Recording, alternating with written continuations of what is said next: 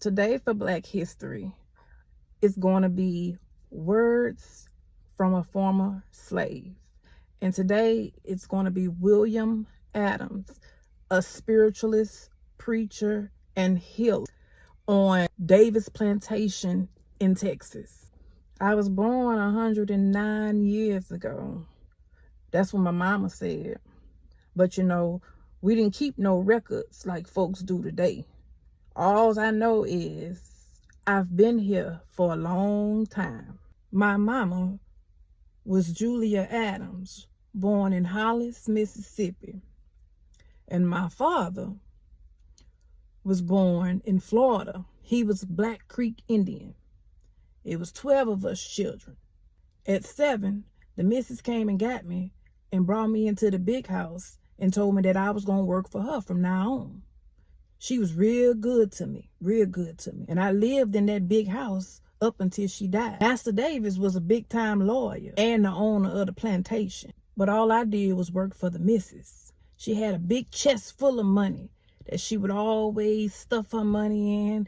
And as a little boy, I have to take my feet and try to smush it down. I can't remember how many slaves exactly was on the plantation, but I know it had to be over 100 because I would see 100 of them get sold at one time.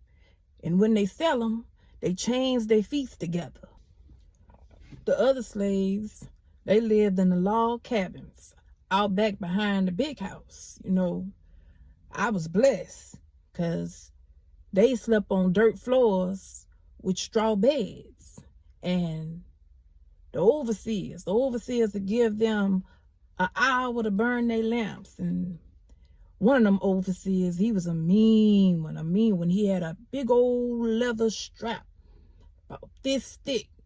And if you ain't turn that lamp out in time, he put a whipping on your back that you won't forget. And overseer will come, he knock on them doors, on each of those doors, and he tell them, turn them lamps out. And so they had to turn them lamps out. I can remember on Saturdays and Sundays, man, we'd have us an old good old time. I mean, them folks would dance all night to the morning. You see some of them, we had an old fiddle. One of them would get on an old fiddle, and then you get one of them and he'll get 2 bones. He'll put one in one hand and one in the other, and he'll rattle them while he danced. And then, we ain't do dances like these young folks do nowadays. They would do the round dance and the jig and the pigeon wings. Then they had one that I remember, boy, he would run out and he would jump so high to his feet up in the air, wanting to see how high his feet can go before he come on down. And I mean, they would dance and sing all through the night. They would be up for all kinds of hours. Man, we'd have ourselves a good old time. We would take those bones and rattle them in each hand, and we'd sing songs like, what was that?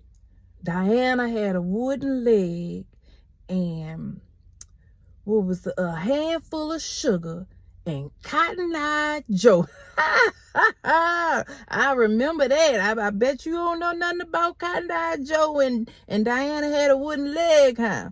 Yeah, that was a long time ago, boy. They used to have fun on Saturdays and Sundays. Now back then, us ninjas, we didn't have no church.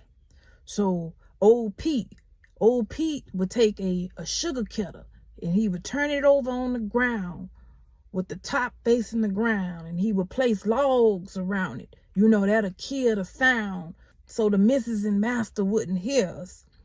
And they would sing and they would pray to be free, boy. And those women would moan and sing.